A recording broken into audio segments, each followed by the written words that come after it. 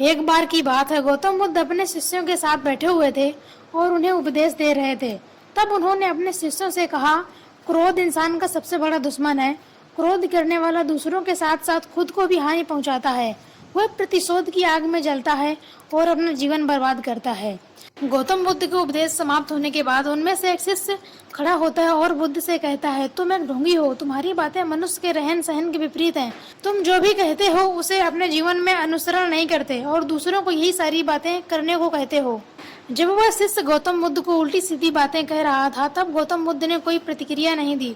वह शांत बैठे रहे, लेकिन ऐसे में वह व्यक्ति और भी ज्यादा गुस्सा हो गया और गुस्से में आकर वह गौतम बुद्ध के मुंह पर थूक दिया। इसके बाद भी महात्मा बुद्ध को गुस्सा नहीं आया और वे शांत बैठे रहे। उन्होंने अपने चेहरे से थूक को पोंछा और चुपचाप बैठ गए। गौतम बुद्ध की ऐसी प्रतिक्रिया देखकर उस व्यक्ति को समझ नहीं आया कि वह क्या करे। गुस्से में आकर वह शिष्य उस जगह को छोड़कर चला गया और अगले दिन जब वह अपने घर पहुंचा तो उसका दिमाग शांत हो चुका था।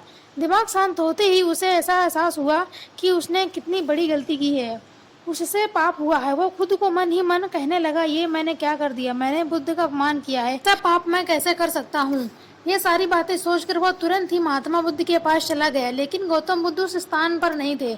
ऐसे में वह शिष्य उन्हें जगह जगह पर खोजने लगा।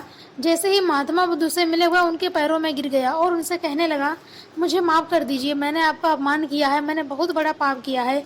ये सब देखकर गौतम बुद्ध मुस्कुराए और उससे कहा, शांत हो जाओ, मुझे बताओ क्या बात है, तुम कौन हो। गौतम बुद्ध से ये सवाल सुनकर वह चौंक गया।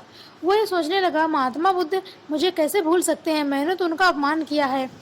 ये सोचकर उसने महात्मा बुद्ध से कहा, मैं वही शिष्य हूँ जिसने कुछ दिनों पहले आपका अपमान किया था, आप इतनी जल्दी उस बात को कैसे भूल गए। फिर बुद्ध ने मुस्कुराकर कहा, हमें कल की बातें कल में ही छोड़ देनी चाहिए। वह बातें अच्छी हो या बुरी, उसके बारे में हमें बार बार विचार नहीं करना चाहिए। मैं बीती हुई बातों को पीछे छोड़कर आगे चलता हूँ और ऐसा ही हम सभी को करना चाहिए। महात्मा बुद्ध के ये शब्द सुनकर वह प्रभावित हो गया और बोला, आज से मैं आपकी सारी बातें मानूंगा। दोस्तों, इस कहानी से हमें ये शिक्षा मिलती है कि क्रोध करना हमारे लिए सबसे हानिकारक है।